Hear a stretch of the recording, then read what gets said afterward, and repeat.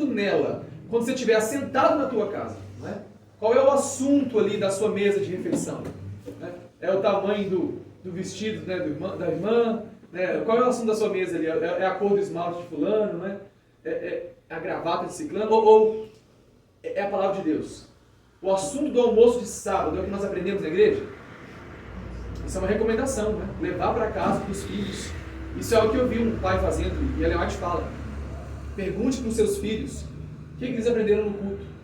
Para ter um assunto, né? Peça para eles anotarem, para chegar em casa e vocês conversarem sobre aquilo. Então eles vão já pegando interesse, né?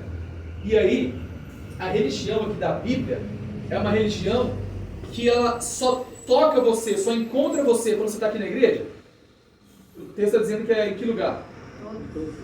Andando na casa, sentado na casa, andando pelo caminho aí fora, na hora que você for deitar e na hora de levantar. Eu estive alguns anos, né, na igreja, só de corpo, né? Eu ia assim, mas estava longe de Deus. Então eu não buscava Deus em casa, na escola, na rua, só aqui na igreja que eu encontrava Deus. A Bíblia em casa nem se abria. E aí, um pastor uma vez falou até isso. Aquele Marcos Bonfim, que era do Lar e Família da Novo Tempo, é um magrinho, de cabelinho branco, barba branca. Ele está na conferência geral hoje, e ele fala assim, gente que pensa que, já que eu não estou buscando a Deus, pelo menos eu vou na igreja. Vai que ele volta lá dentro, eu vou junto com os irmãos da igreja, né?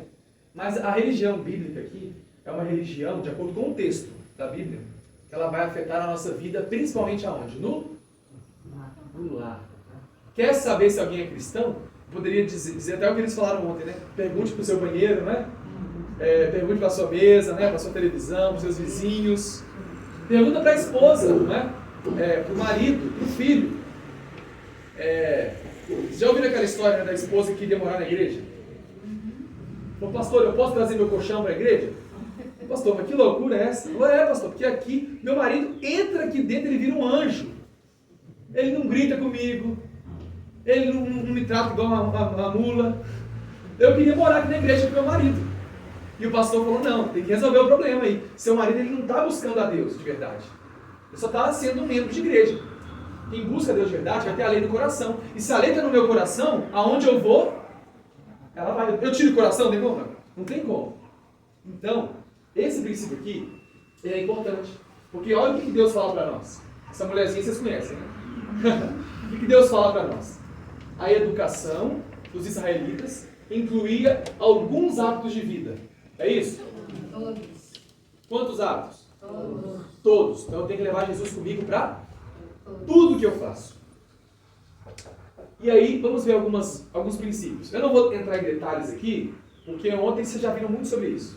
Mas Deus deu leis na Bíblia sobre ordem. Tudo na casa do povo de Deus tinha que ser o quê? Organizado. Eu já vi gente falando já, aquele povo que saiu do Egito, lá no deserto, vai ser uma sujeira. Não. Deus sabia que eles eram assim mesmo, eles eram bagunçados, sujeira. Aí Deus deu leis de como que eles deviam fazer para organizar a casa, para organizar a sujeira que eles faziam, não é? E aí, eu posso contrastar esse princípio de ordem com aquilo que eu via, por exemplo, lá na faculdade, né? Lá tem mais de 100 quartos. Tem o prédio das mulheres, mais de 500 mulheres moram lá, e o prédio dos homens. E aí, no primeiro ano, a gente não escolhe com quem a gente vai morar. Mas depois do segundo ano, você vai fazendo amizade, você vai poder escolher, você muda de quarto. E aí eu fui para um quarto onde tinha pessoas que tinham os mesmos princípios, sabe? Acordava cedinho para orar, para ler a Bíblia, que tentavam manter o quarto organizado. Mas tinha vez que eu entrava no quarto de alguns rapazes, eu lembro desse dia, né? Que eu fui lá no quarto de um rapaz, quando abriu a porta assim, do quarto, eu quase caí para trás. Porque veio um odor de nhaca, roupa suja há muitos meses sem lavar, né? Aqueles montes de roupa assim, e aí comida jogada na mesa, sabe quando começa a comer e vai colocando na mesa e nunca joga fora as vasilhas? E aí, na hora que eu entrei assim, eu falei, uai, alguma coisa tem, porque foi tudo criado na igreja, esses meninos. O que eles não aprenderam em casa? Porque a Bíblia diz que Jesus, quando ressuscitou, o que ele fez com o lençol? Dobrou. Está lá em João, ele deixou dobradinho, não é? Então tem gente que quer mudar o mundo, né? Quer mudar a igreja, mas quando acorda não arruma a cama. Então, esse é um princípio. Se Jesus está com a gente, nosso lar vai ser um lugar limpo e organizado. Outra lei que Deus deu, higiene, não é? Impurezas morais, não é? O homem tem as impurezas dele, a mulher também. Então, fala sobre isso. Sobre mofo. Se tinha mofo na casa, Deus dizia, purifique isso aí. Hoje não é diferente, não.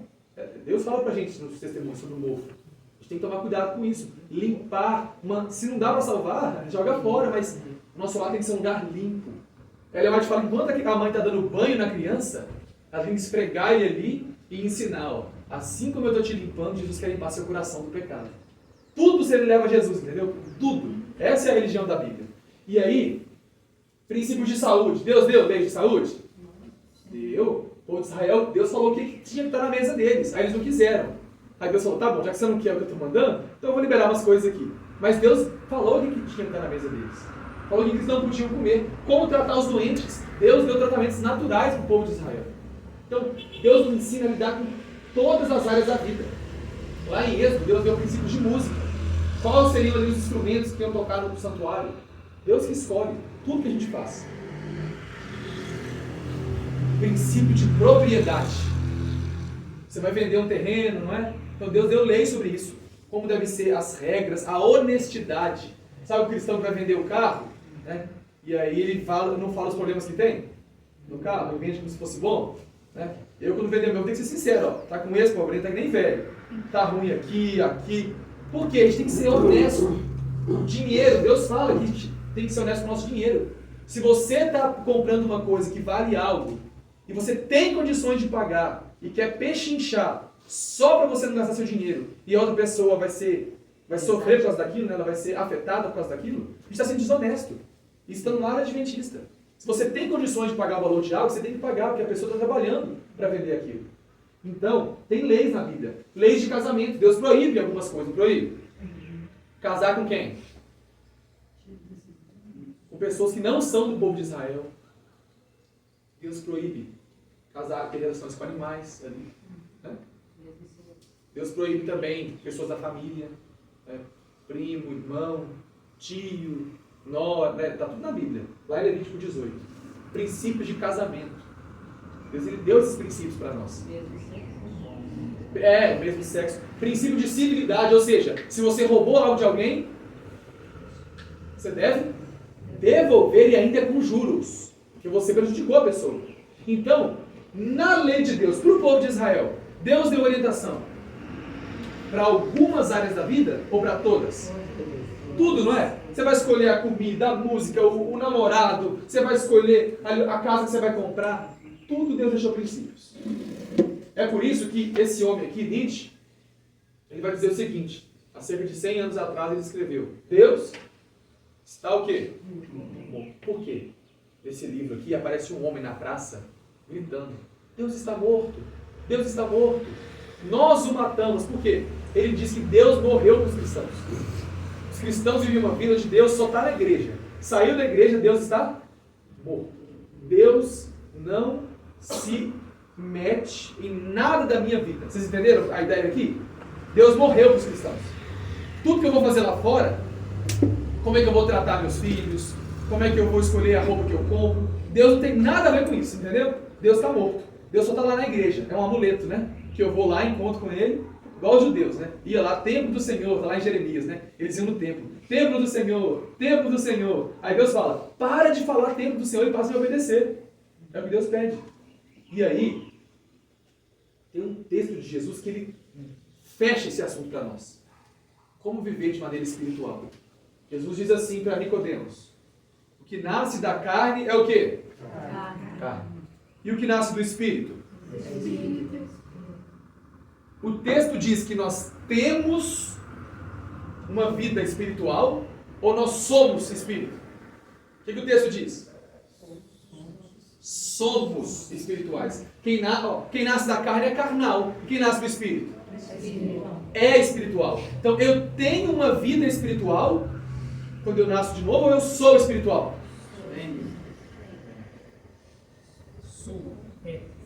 O verbo é, o verbo ser. A gente aprendeu algo errado. A gente faz muito isso no culto de quarta-feira. Eu peço oração pela minha vida espiritual.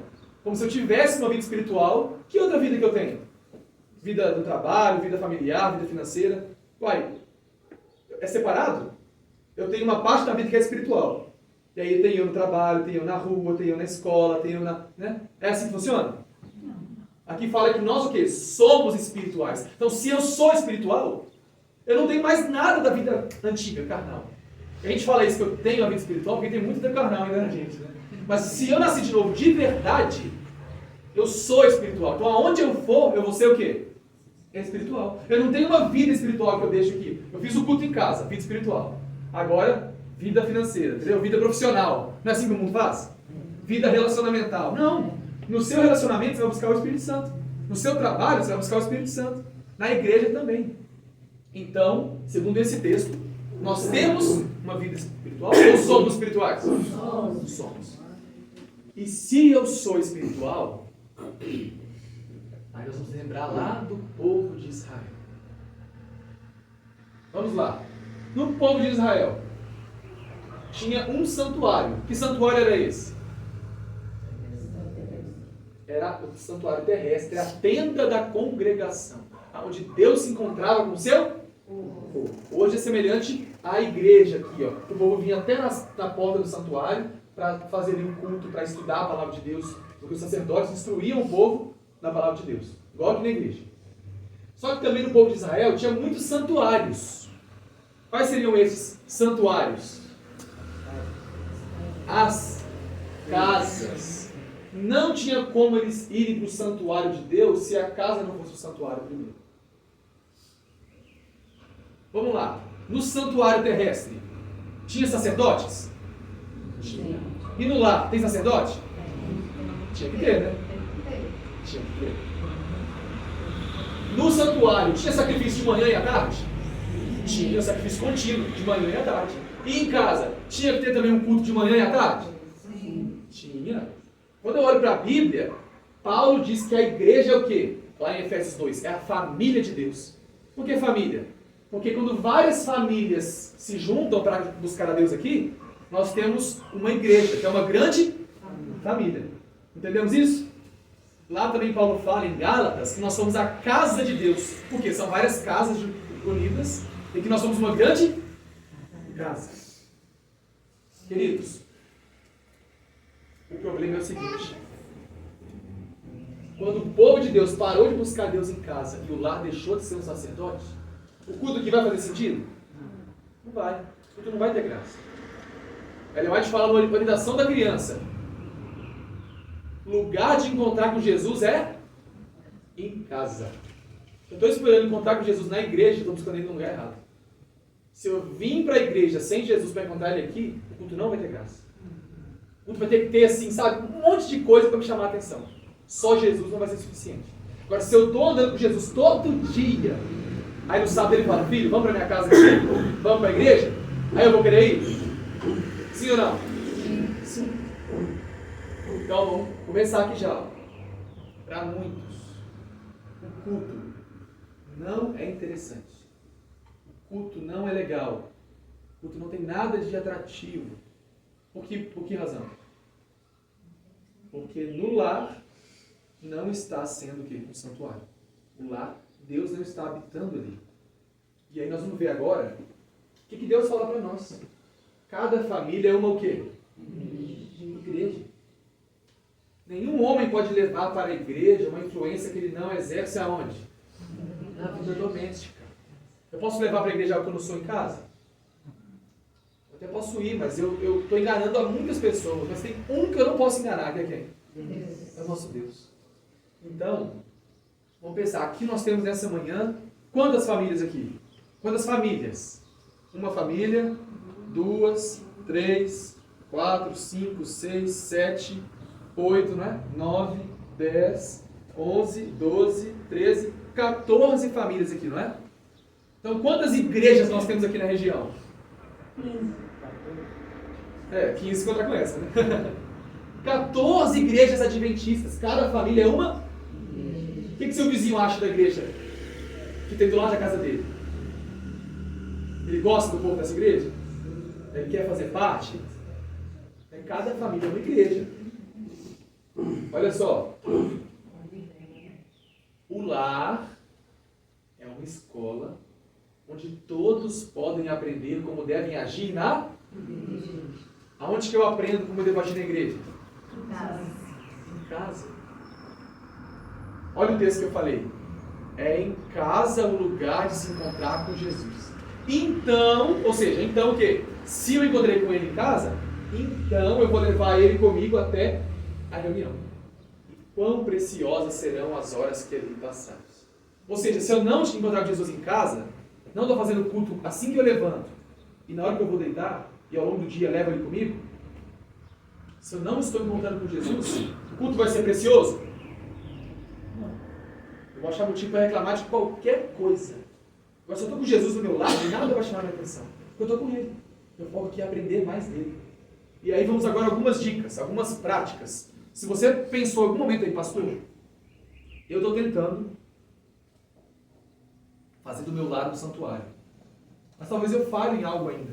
Nenhum de nós, né, somos perfeitos. Então, aqui vai algumas dicas, tá bom? Dicas de Deus para você, em primeiro lugar. A gente viu isso ontem, né? Você que é sacerdote do lar, para você que é guardião, né? Guardião do lar. Aqui são dicas para vocês de como transformar sua casa num lugar onde os seus filhos e sua família vai amar a igreja. Dicas que Deus deu. Primeira dica. Qual é a primeira dica? Em todo lar cristão, Deus deve ser honrado pelo sacrifício de oração e louvor de manhã e à noite. Quais momentos do dia? De manhã e à noite. Manhã e noite. As crianças devem ser ensinadas a respeitar e reverenciar a hora da oração. Eu chego na igreja, isso é um hábito meu, né? Que eu fui pensando e fui tentando fazer isso. A gente falha em muitos momentos, né? Mas quando alguém está orando, eu cheguei na igreja, está tendo uma oração lá na frente, eu paro o que eu estou fazendo. Está todo mundo conversando com Deus. Eu vou ficar andando pela igreja? Eu levantei para ir no banheiro e começou a oração. Então eu vou parar, esperar a oração terminar. Aonde que as crianças vão aprender isso? Só que aí tem um problema. O lar onde não é feito o culto familiar, a criança não entende que existem coisas comuns e sagradas. O que é isso? Quando você para todo dia no seu lar, com sua filha, filho, adolescente, adulto ou criança, bebê, para fazer o culto familiar, o que você está ensinando a criança? Tem coisas comuns, hora de comer, trabalho, você leva Deus para tudo. Mas tem a hora sagrada, é um momento especial. Nessa hora não tem celular, né? Eu vou às vezes fazer pôr do sol. Aquela família que estava com a gente semana passada, né, lá de BH, eu fiz um pôr do sol com eles um dia desse, e um menino menor de 5 anos, toda hora ele queria levantar para beber água. Ele nunca quer beber água, não sempre para fazer o culto, criança, né? Fala, eu quero água. Aí a mãe falou, filho, é o seguinte, agora é hora do culto. Ela não gritou com ele, não bateu nele, falou, é autoridade, não é? Você não tem que levantar. Uma vez eu aprendi isso, você tem que levantar o tom de voz para mostrar que você tem autoridade, que você não tem autoridade nenhuma. Né? Então, se eu para fazer vocês, que são minhas ovelhas, fazerem algo, eu tenho que obrigar, né? Então, porque eu não tenho autoridade. E aí, ela falou, filho, agora é hora do culto, não vai beber água. E o filho obedecia. Ele ficava ali meio resmungando, né? Ela repetia de novo, repetia. Criança tem que repetir, né? E aí, um dia eu fui visitar uma família. Na hora da oração eu falei, então agora vamos orar. Aí a criancinha foi lá, levantou os pais. Você falou, pastor, o quê? Oração de joelho. Ela na visita falou isso comigo. Como é que ela aprendeu isso aí? Ela nasceu sabendo disso? Porque na casa dela tem um pai e mamãe. Talvez ela acorda cedo. Eu até mandei um vídeo esses dias lá no grupo da igreja, que o menino que contou a história. A criança acorda cedo e vê o pai lá de joelho já. O que ele vai entender? Oração é reverência. Vocês viram que quando eu comecei o culto aqui, não é? Eu peguei a Bíblia e eu me ajoelhei. E isso não é uma coisa da minha cabeça. É que se você for ver na Bíblia, todas as vezes que alguém ora na Bíblia, Paulo ali em Efésios, ele fala, ponho-me de joelhos diante do Pai. Na inauguração do templo, o povo se prostrava. Jesus conversando com seu Pai, se prostrava. Então a gente tem que nos esforçar para fazer isso. Até na igreja, mas tem que começar em casa. Então, se em casa, na hora do culto, a criança fica no celular, ou não tem nem culto, na igreja, ela vai querer sentar e prestar atenção? É difícil. Então, Quando a criança fica correndo de um lado para o outro, eu tenho que tomar muito cuidado para não julgar os pais ali. Eu tenho que, na verdade, visitar esses pais na casa deles e falar, olha, eu vim aqui hoje, que eu queria fazer um culto com a sua família, que você começasse todo dia. Que é ali que vai resolver o problema, entendeu? Lembra daquela árvore? Tudo na nossa vida são frutos. Mas os frutos aparecem do nada? O problema está lá onde? Na raiz. Ou a solução, né? Então eu tenho que resolver a raiz. Não é querer mudar o povo na igreja. Tem que mudar em casa. Então vamos avançando aqui. Eu tenho uma igreja para inaugurar daqui a pouco ainda. Vamos lá. Segunda coisa. Qual é a palavrinha-chave? Coerência. Jovens e adolescentes são excelentes investigadores. Eles percebem incoerência. Quando eu vejo alguém que está se afastando e saindo da igreja, por quê? Ele fala que os irmãos são tudo hipócritas. Né? E aí eles percebem mesmo. Ah, meu pai é pastor, mas lá em casa é isso, entendeu? Fulano de tal na igreja é assim, mas por trás é desse jeito. E aí, se as crianças elas percebem isso, o que eu tenho que fazer então? Olha só, aqui é uma dica, por exemplo. Cada família, na vida doméstica, deve ser uma o quê? Igreja. Um belo símbolo da igreja de Deus no céu. Aqui, ó, só um ponto, gente. O maior testemunho, a maior pregação do evangelho que você pode fazer é a sua família. Essa é a maior pregação. Alguém vai ver isso e falar, eu quero também fazer parte desse povo. Se esse povo é assim. Se os pais reconhecessem a sua o quê? A sua o quê? Responsabilidade para com os filhos. Sob alguma circunstância eles iam irritar e ralhar os filhos. É isso? Nenhuma. Então qual é a circunstância em que o pai vai se irritar com os filhos? Nenhuma. E hoje como é que a gente faz, hein? Aí Ellen White fala, se você se sentiu irritado, você quer gritar, você quer demonstrar raiva, ela fala que essa é a hora de você se isolar do seu filho, orar e falar, Senhor, me ajude a só conversar com ele quando eu estiver calmo. Porque senão, eu vou mostrar para eles uma coisa e as crianças vão aprendendo e vão achar que Deus é que nem quem? Que nem o pai e a mãe. Isso é científico. Ela aprende sobre Deus, sobre o pai, então, fala, nossa, Deus então é um Deus que, se eu fizer uma coisa errada, ele já vai querer vir com as duas mãos para mim, né? Para me destruir. Ela cresce com medo de Deus. E vai querer sair da igreja. Quando ela puder se livrar, ela vai sair. Então, ela diz assim, se você tiver que corrigir, em algum momento na vida, chegar ao ponto, ela fala, se você não puder evitar, e algum dia você tiver que tocar a mão do seu filho, você tem que orar muito antes para Deus te ajudar a fazer aquilo ali com amor, para o seu filho ver que você não está fazendo aquilo ali com raiva. Entendeu? E aí depois ela diz, você deve explicar para o seu filho antes o motivo pelo qual você vai dar alguma correção física. Aí você conversa com ela, filha, você fez isso aqui quebrou a lei de Deus. Jesus ficou triste. Eu também. E aí assim, eu até disse isso uma vez. Assim, pastor, mas é muito fácil falar, né? Que você não tem filho ainda, né? Só que eu conheço famílias, sabe, que praticam isso. E eu convivo com elas. E eu vejo como é que é a diferença, né? Como é que realmente vale a pena praticar o que Deus falou. Só vou dar um exemplo do culto aqui. Eu conheci um pastor, já que é para dar exemplos, que ele criou uma filha só que ele teve. Infelizmente ela faleceu já. Essa filha dele, todo dia em casa ele fazia o culto. E aí na hora do culto, ele, a esposa e a filha. O culto em casa tinha 2 momentos. Primeiro momento, falava, filha, agora cada um vai ler um versículo. Então cada um lia, sabe, algo da Bíblia, lia um texto que queria. Cada um comentava o que achou interessante, entendeu? Depois de 2 minutinhos. Aí depois o pai falava assim, filhinho, é o seguinte, agora é a última hora do culto. Agora papai vai falar e vocês vão ouvir. E aí nós vamos orar. O pai faz a oração final, porque no santuário era assim, era o sacerdote do lado que oferecia o sacrifício. O pai faz a oração final e encerra o culto. Pensem comigo aí, vamos ver quem vai chegar primeiro na conclusão. O que ele está ensinando para a filha dele? Primeiro, no culto ali, todo mundo comenta e fala o que aprendeu. E depois todo mundo fica quietinho para o sacerdote falar. O que ele está ensinando para a filha? Escola sabatina e pregação. Tem hora no culto que é para falar. É para falar, gente. Se você ficar calado é que você não estudou a lição. Né?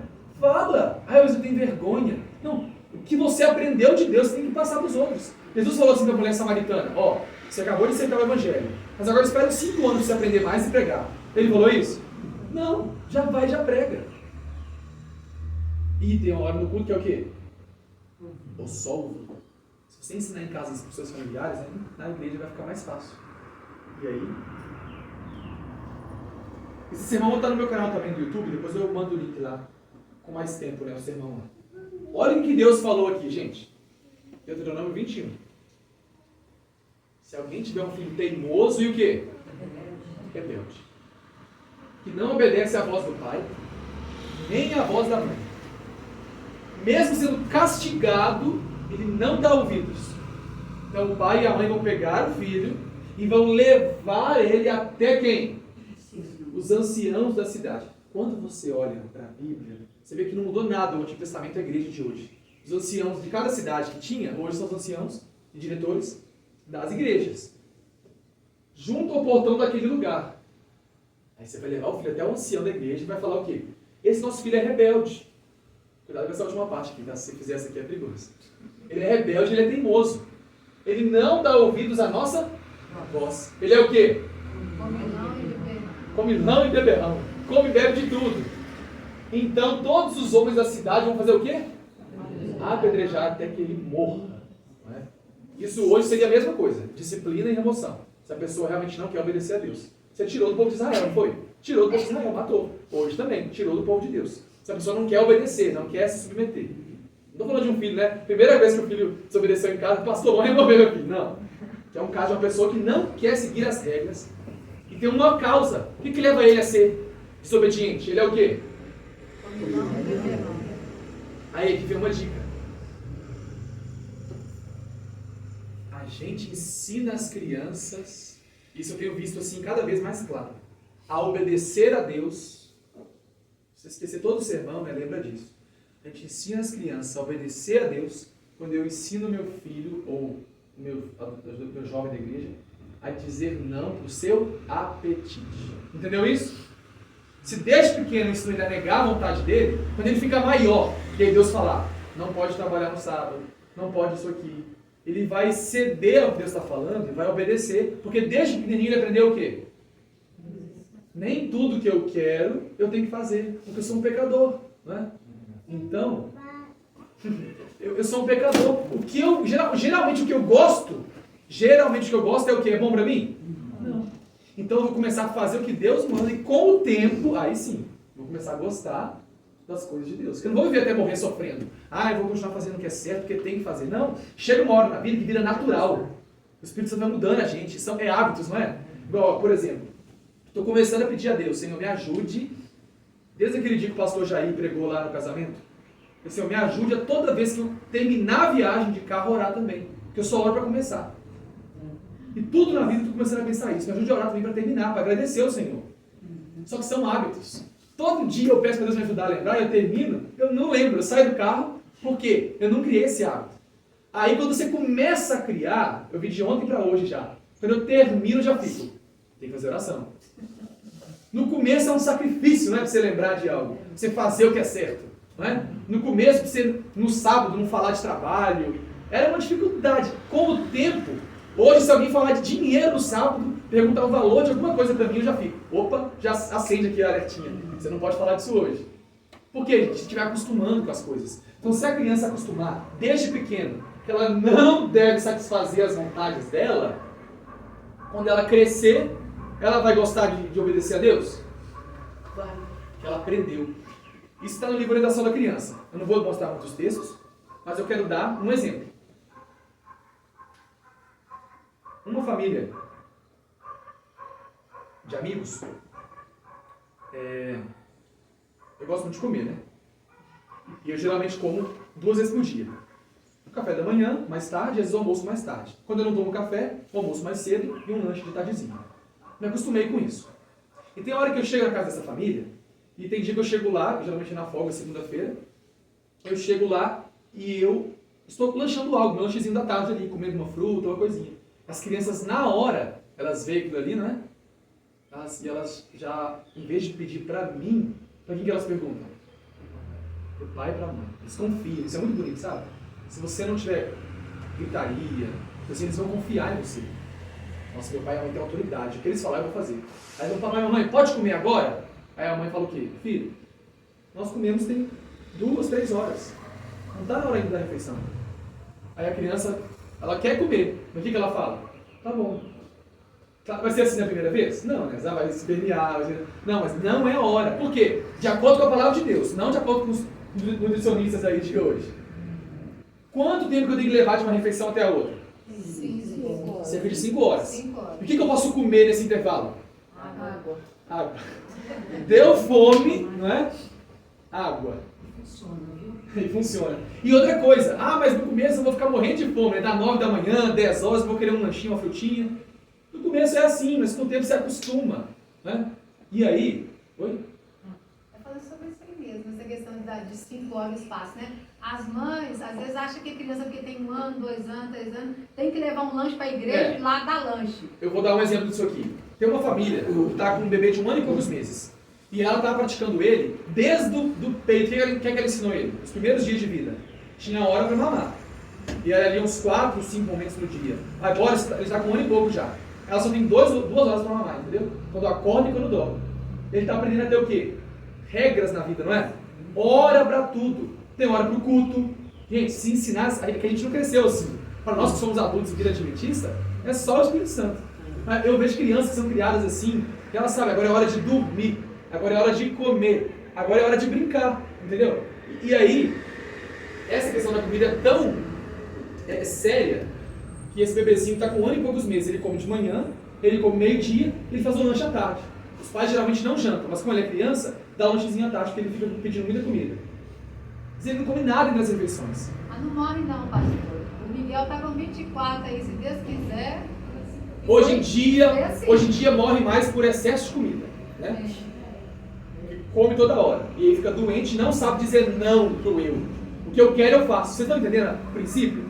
E aí Deus nos ensina, gente. Se fizer isso aqui em casa, outro probleminha. Qual que é o palavrão aqui agora? Hiperestimulação, né? O mundo de hoje é assim, né?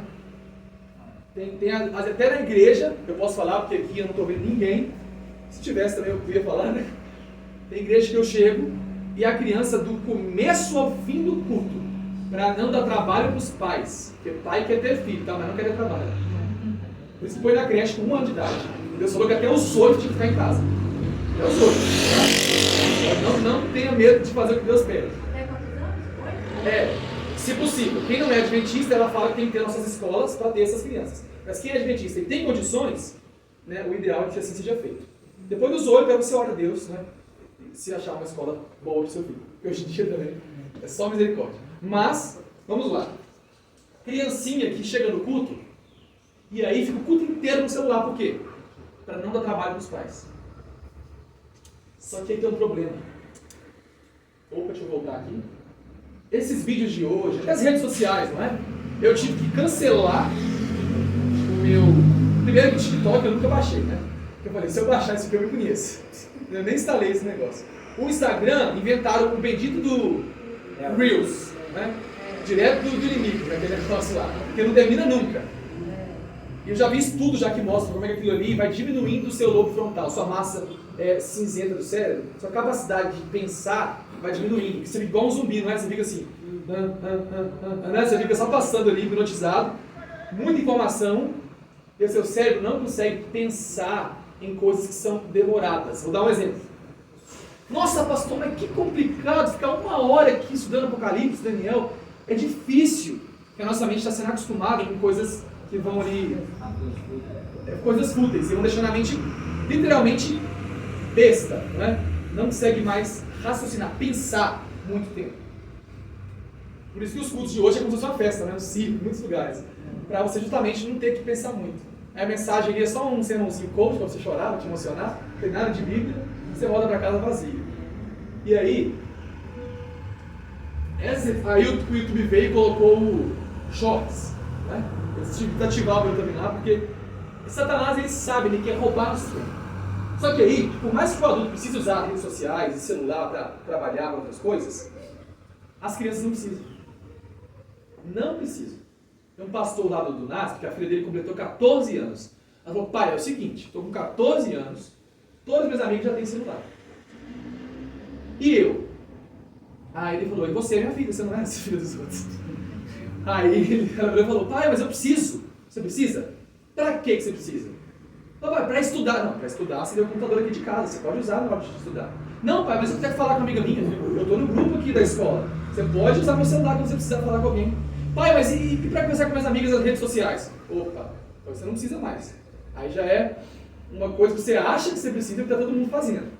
E aí, o que a hiperestimulação é um problema? Tem algumas drogas que estimulam, né? Que aceleram o cérebro. Me ajude aí, uma droga que acelera o cérebro, acelera o corpo. O corpo está devagar e a droga faz você ficar rápido. Né? Açúcar. Vamos dar um exemplo de algumas aqui, ó. Opa, passou. Anfetaminas são as drogas mais fortes, né? Você tem heroína, né? A cocaína também acelera, o crack também. Cafeína? Também. Por isso que o Euler falou, né, do chocolate, porque a semente do cacau, ela tem teobromina e cafeína, que é estimulante. Por isso que eu era viciado. Até o dia que eu falei, Senhor, me ajude, eu não posso mais chegar perto disso. Aí eu até passei esses dias ali no Nova Europa da praia, acho que é um lugar que tem muitas opções boas, né? E lá tem um chocolate branco de coco. Então ele não tem nem leite, ele não tem nem açúcar branco e nem cafeína, porque ele usa só a manteiga do cacau, não usa a semente, entendeu? A manteiga do cacau, que é o chocolate branco, não tem cafeína. O chocolate escuro, né, já tem cafeína. Então, são coisas que vão estimulando. Aí se o cérebro está acelerado, aí você deu para o seu filho ali o café da manhã, né? Aí usou algo que tem isso aqui, ou Todd, né, que também tem cafeína, e aí você senta para fazer o culto. Vai ser difícil ele ficar quietinho. Porque você estimulou, entendeu? O sistema dele. Eu, quando era criança, né, eu já sou agitado. E eu era a base de açúcar também, né? Então eu era agitado ao quadrado. Como é que você conseguiu ficar quieto? Hoje é só o Espírito Santo me ajudar, o Senhor. Tá tudo errado aqui.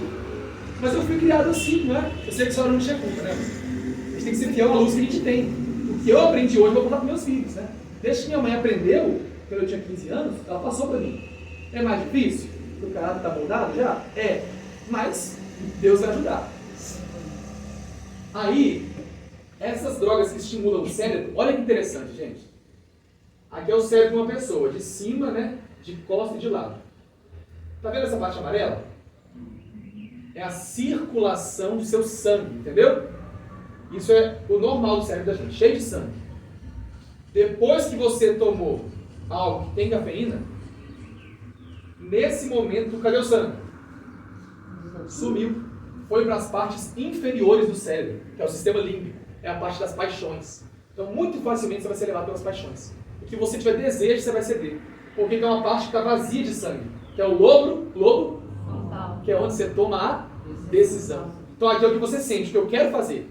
E aqui é onde eu decido. Se eu uso a droga, eu vou fazer o que eu quero, porque eu não vou conseguir decidir. Não tem sangue aqui. Não vai funcionar o lobo frontal. Então, na hora de chegar ao culto, é aqui que eu raciocino, é aqui que eu tomo decisões. Se minha vida está toda estimulada e o sangue está todo saindo, né, do cérebro, aí eu sento aqui na igreja e vou ouvir o sermão. Eu vou conseguir refletir, raciocinar, entender tudo que está sendo pregado? Não, porque o sangue não está aqui. Está tudo estimulado. O sangue foi para outros lugares. E aí, é até importante isso, essa parte de entender, né, o que está sendo estudado. Eu ia comentar agora na ilustração, mas fugiu da minha mente. Quando voltar, eu comento. O sangue saiu aqui agora. Do lobo frontal. Olha aqui, ó. Diminuição do fluxo de sangue do lobo frontal parece uma característica do quê? Depressão. Tudo que eu sinto, eu vou levar a sério. Eu não vou ter um cérebro para raciocinar, pensar, não, isso não é verdade. Não, mas a vida não pode ser assim. Não, eu posso escolher fazer o que é certo. Não. Uma pesquisa indica que se tirou o fluxo aqui do cérebro, vai ter níveis de dopamina no lobo frontal. Quanto mais dopamina eu jogo, o que é dopamina? É o hormônio que me dá prazer. E Deus quer que nós tenhamos prazer? Sim, Ele quer. Só que a gente vê que tudo que Deus faz, Satanás cria uma falsificação. Eu queria mostrar isso aqui para vocês. Ó, as drogas estimulantes, elas mudam o quê? O que é o ponto zero do sistema de recompensa? O sistema de recompensa é o seguinte, ó. Um cachorro, por exemplo, né? Você coloca aqui um botãozinho. E aí você chega com o focinho dele ali e faz ele encostar nesse botão. E quando ele encosta no botão, cai uma raçãozinha. O que o sistema de recompensa vai pedir para ele fazer depois? Encostar de novo, entendeu? Você fez algo, opa, gostei disso aqui, quero mais. Entendeu? O cachorro sozinho ia querer bater naquele negócio? Não. Mas quando ele viu que tinha recompensa, você quer fazer mais, correto? Com a gente é diferente? O que acontece com a gente? Esse aqui é o nosso cérebro, né? Como é que funciona o nosso cérebro para ter prazer? Tá vendo esse normal aqui, ó? Isso é o que Deus programou para você ter felicidade. Então, por exemplo, você está aqui, aí você come um abacate. Nossa, que delícia! Aí depois volta ao normal de novo. Você fica feliz, normal. Aí você vai comer. Aqui dá, por exemplo, né, a questão do sexo. Um casal está feliz. Aí tem a hora que eles têm a relação deles e, uau, que coisa maravilhosa. Depois volta ao normal. A vida é assim. Deus criou a gente para ter momentos de felicidade? Sim. Só que aí o dia que eu como abacate com açúcar, aí eu peguei meu ponto zero de prazer, né? Era aqui. Aí eu joguei aonde? A dopamina foi lá em cima. Aí quando eu for comer abacate normal de novo, eu vou achar legal? É por isso que o mundo hoje, os jovens não querem mais homem e mulher. Vocês estão entendendo? Experimentou outras coisas que causam estímulo. Masturbação, pornografia, animais, pessoas do mesmo sexo, crianças. Isso é o que acontece aí fora, gente. O normal não dá mais prazer, porque o ponto zero foi lá pra... Eu, quando era pequeno, né, ganhei minha bicicleta. Fiquei todo feliz com a bicicleta. Aí, depois que eu já tenho um carro, eu vou querer ficar andando de bicicleta? Não vou. Entendeu? Então, uma criança, você dá pra ela uma laranja pra ela chupar ali. Bebezinho, que nunca comeu nada, né, de industrializado, ela vai gostar da laranja? Geralmente ela vai. Aí você dá um brigadeiro pra ela comer. Aí você pegou o ponto zero dela e fez o quê? Lá em cima. Pra ter prazer agora tem que chegar aqui na montanha-russa. Só que depois, no outro dia, você quer dar laranja de novo. Ela vai querer? Não vai. Não vai querer. Entendeu? A criança fica o dia inteiro nas telas, que gera pico de dopamina. Vai querer vir pro culto? Cantar música do Inário? Se eu estou ouvindo lá fora é música com rock, entendeu? Eu vou achar graça no normal? Não vou. Então esse é o problema do pico de dopamina. E tem várias coisas que produzem isso. Aí perde a graça no que é normal. Você não acha? A criança hoje, se você pegar uma criança, estava conversando quarta-feira agora, lá em Nova União, com uma arquiteta da associação. Está lá, a gente está construindo a igreja, né, de Nova União. Ela foi lá e falou assim, eu falei, e os filhos de vocês? Ela casou ano passado. Ah, pastor, não quero ter filho não. E por quê? Ela deu uma resposta interessante. Não estou dizendo que é certa. Interessante. Ela falou assim, eu não tenho condições hoje de abandonar o trabalho e dedicar só para os meus filhos. Então eu não quero ter, para deixar a escola educar. Interessante. Se ela entende que ela não vai conseguir dar atenção total agora, ela falou, não quero. E por quê? O que eu estava falando quando eu dei esse exemplo? Eu ia falar que ela falando dos filhos dela. Deixa eu passar aqui de novo, peraí. Essas drogas, eu vou lembrar de novo. E aí, quando você... Ah, lembrei. Ela tava falando que depois de 6 mil anos de pecado não é fácil não, viu? Cada geração piora. Mas vamos lá. Ela tá falando o seguinte, que ela observou uma criancinha, que hoje em dia os carrinhos de criança, que as mães já estão vindo suporte para celular. Aí a criança vem ali, ela nem pega mais no volante. Ela fica só olhando ali no celular, e a mãe vai levando, e a mãe também não dela, né? E ela pegou essa criança e colocou numa praça. Ela estava observando, pastor, eu estava vendo essa criancinha na praça. E criancinhas brincando, e mato, e animais. E o menino não conseguia achar graça em nada disso. Ele estava só ali, ó. Se tirava o celular, esperneava, né? Porque jogou o ponto zero lá em cima. Então um passeio em meio à natureza, vai ter graça? Não vai ter graça. Brincar com animaizinhos. O que Deus fez para dar prazer, que dá prazer? Dá. Estava vendo um estudo esses dias. Do Dr. Neil Nedley, é um médico da igreja adventista. Ele tem um projeto igual da Serra, só que lá nos Estados Unidos. Só que ele é gigante, né? Lá é uma faculdade de medicina. E lá ele mostrou que caminhada ao ar livre, ainda mais e banho na cachoeira, essas duas coisas, produzem picos de dopamina. Olha que legal. Dá picos de prazer.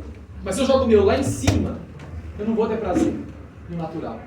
Então Deus pode me ajudar a voltar para o ponto zero? Pode. Eu tenho que decidir, Senhor, me ajude a, na minha vida diária, aplicar os princípios da tua lei. Ficar feliz. O que Paulo falava? Eu aprendi a estar contente em qualquer situação. Por quê? está sempre em paz. Ele não fica se estimulando. E agora, deixa eu passar aqui pelos pontos que causam estimulação. Sobre as crianças, né, que não conseguem ter atenção, por isso que o culto, né, fica difícil, né, de entender a leitura. Livro de Ellen White é muito difícil de entender, você não lê. Mas se parar de ficar no Instagram e começar a ler, com o tempo você vai começar a entender. A memória fica fraca, aí tudo tem que ser estimulado para eles acharem graça. Tanto que lá na França já é proibido na escola, tá? Ter celular e tablet, né?